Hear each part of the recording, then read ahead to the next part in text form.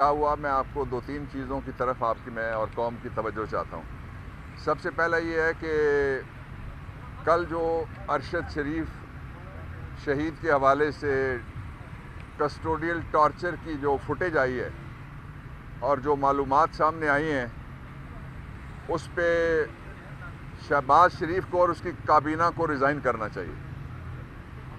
इसलिए कि अगर मुहज़्ज़म मुल्कों में किसी जगह रेल गाड़ी की पटड़ी उतर जाती है और बंदे मर जाते हैं तो तब भी रिज़ाइन मांगा जाता है और लोग रिज़ाइन करते हैं।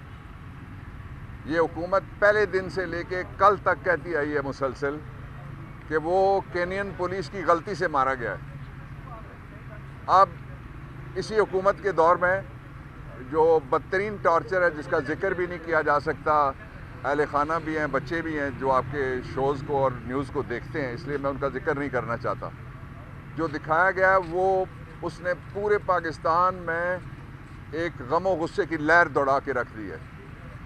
रियासत आर्टिकल 9 के मुताबिक इस बात की ज़िम्मेदार है और रियासत के मैनेजर्स कि वो हर शहरी की ज़िंदगी का तहफ़्फ़ुज़ करें। ये आइन में बुनियादी राइट दिया हुआ है और वो एक नॉन आदमी था जिसको पूरा पाकिस्तान और पूरी दुनिया में उर्दू बोलने वाले जानते थे और इन्वेस्टिगेटिंग रिपोर्टिंग वाले जानते थे, बाकी लोग जानते थे बहुत सारे, जिसके साथ कस्टोडियल टॉर्चर हुआ। और ये custodial torture third in line था। पहला था शहबाज गिल का, दूसरा था सेनेटर आज़म सवाती का और तीसरा कस्टोडियल टॉर्चर फिर आके हुआ जो अरशद शरीफ का है।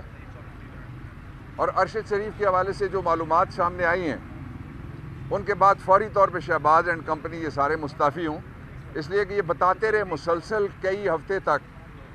आज उसको कोई 20-21 दिन हो गए हैं शहीद हुए हुए, तो ये मुसलसल बताते रहे कि केनिया के अंदर पुलिस ने गलती से मार दिया है।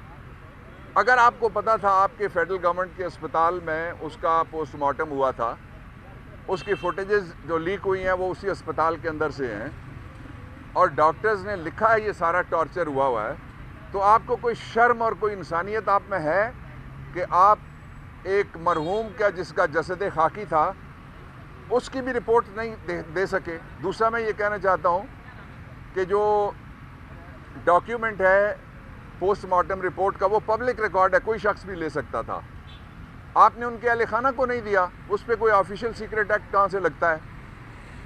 ये भी बेशर्मी की और बेरहमी की इंतहा थी। तीसरा ये है कि इसी हुकूमत के दौर में जब पठानकोट का वाक़या हुआ इंडिया के अंदर और उन्होंने पाकिस्तान की तरफ उंगली उठाई, तो मोदी को राज़ी करने के लिए ये जो जाती उमरा वाले हैं, पता नहीं उधर इनकी ज़्यादा हमदर्दी है जाती उमरा से या इधर वाले जाती उमरा से ज़्यादा इनका ताल्लुक़ है। वैसे ये वाला तो कमाई के लिए, ये तो सारी दुनिया को पता है।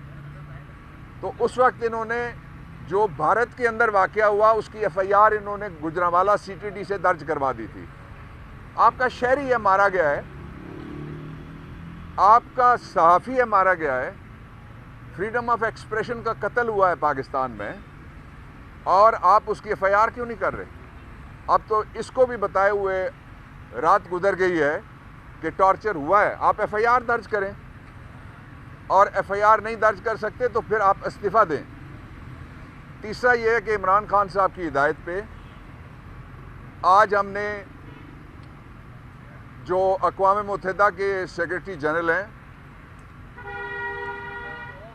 और जो डिप्टी सेक्रेटरी जनरल हैं और जो एचआर डिपार्टमेंट की खातून हेड हैं, उनको हम लेटर भेज रहे हैं कि ये जो शाहकार है एक आईजी, इसको अपने एडवाइज़र के तौर पे वो ना लें। ये इल और पुअर चॉइस है, इसलिए कि ऐसा शख्स जो अपने मुल्क में साबिक प्राइम मिनिस्टर को सिक्योरिटी नहीं दे सकता, इस ऐसा शख्स जो अपने मुल्क में कैमरों के सामने कत्ल होने वाले 3 मासूम बच्चों के बाप के घर नहीं जा सकता, एक ऐसा शख्स जो 5 दिन तक एफआईआर नहीं कर सकता और अभी तक एफआईआर नहीं हुई, जो एक ऐसा शख्स जो मजलूम के कहने के ऊपर उसकी कंप्लेंट पे एफआईआर नहीं दर्ज कर सकता, और एक ऐसा शख्स जो क्राइम सीन को प्रोटेक्ट करके वहाँ जो ballistic evidence, forensic evidence, circumstantial evidence और दूसरी शहादतें थी उनको ज़ाया करता है, वो अक़वाम मुत्तहिदा को क्या एडवाइस करेगा कि सारी दुनिया के अंदर वो पुलिसिंग वो ठीक कर देगा?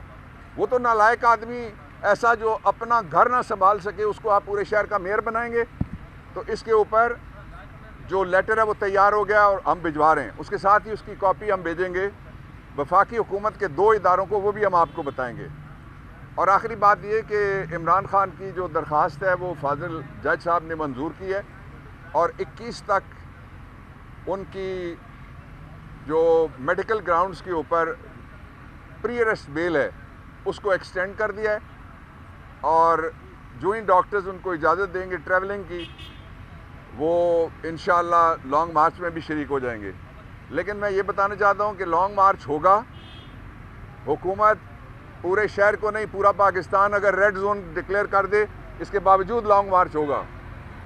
اور دوسری بات میں یہ کہنا چاہتا ہوں کہ لانگ مارچ میں عمران خان روزانہ اپنے ٹائیگر سے اور لانگ مارچ کے شرکاء سے روزانہ بات کریں گے، روزانہ ان کے ذریعے آپ سے بھی بات کریں گے۔